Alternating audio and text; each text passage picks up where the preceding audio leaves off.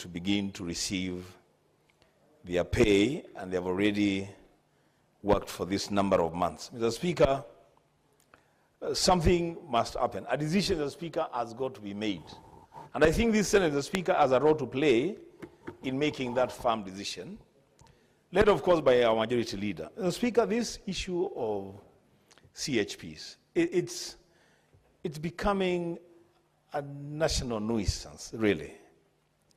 Mr. Speaker, we cannot live in a country where people who are offered a service, contracted to offer a service, then must also take to the streets for them to be paid for the services for which they have been hired and contracted. A solution, Mr. Speaker, to the CHPs must be found. We must not sit pretty in the Senate, knowing as it were, Mr. Speaker, that health is a devolved function. I think, Mr. Speaker, I would want to challenge the Senate Committee on Health, led by Senator Madago.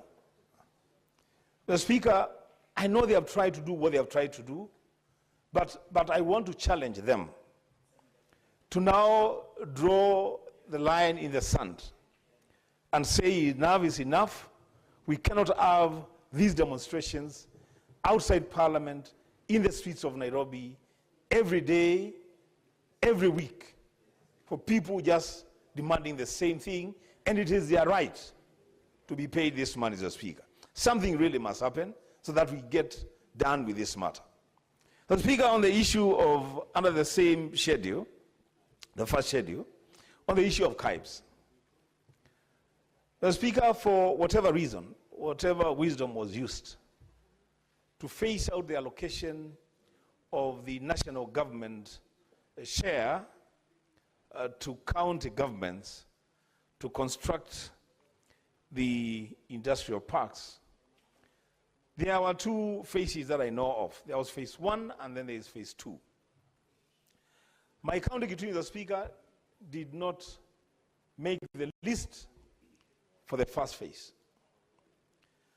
But, Mr. Speaker, because of a desire to create jobs and push forward the manufacturing agenda in our county, the county executive of Kitui approached the county assembly of Kitui, and they approved the share of the county government of 250 million Kenya shillings for the construction of KIB at a place called Kanyonyo, the Speaker, in Kitui Rural constituency. The last time I checked, that construction had been done up to around 40%. But, Mr. Speaker, there are counties that have already received the government share of KIB. And they haven't even done 5% of those constructions. Mr. Speaker, my appeal to the decision makers and policy makers in relation to KIB is that those counties that have demonstrated a willingness and even committed their funds for the construction of these KIBs be fast-tracked and get their share of the government funding to complete their KIBs. So, Speaker, when you look at the schedule for Kitui, it is blank all through. That the entirety of this financial year will not receive a cent from the government share. And yet we have committed our own resources for the construction of the KIB at Kanyonyo. And as I said, this is a non-discriminatory expenditure where the county government of Kitui and all other county governments have no discretion. It's a decision that has been taken at the national level that they should be constructed, Mr. Speaker. The least that we can do is to match the amounts of money that counties have spent on these KIBs to ensure completion and utilization of the facilities. Second, Mr. Speaker, the second schedule is on the issue of court fines. Speaker, I don't know whether this interpretation is right, and Senator Robert will have to help me with this. I don't know whether there's a correlation between the level of crime in a county and the amount of money that is allocated to these counties as part of the share from court fines. And if there is a correlation, Mr. Speaker, then I must thank the people of Kitui profusely, Mr. Speaker. Because for the entire financial year, the only money accruing from court fines is only 100,000 Kenya shillings. I'm sure Senator Kakamega is wondering which heaven this is. I mean, this is, if there is a correlation then between crime and the amount of money that accrues from court fines, then the people of Kitui County are doing extremely, extremely well. Can't compare them with people from other counties that I want to mention. But the Speaker, this money being what it is, because it is very, very little money. The Speaker, some of this money, because it's already accrued, it's already realized revenue. I don't see why we should even be staggering this amount of money, the Speaker, through the committee. Money is as little as this should just be disbursed once, so that then it's already realized revenue. It's not money that people will be looking for.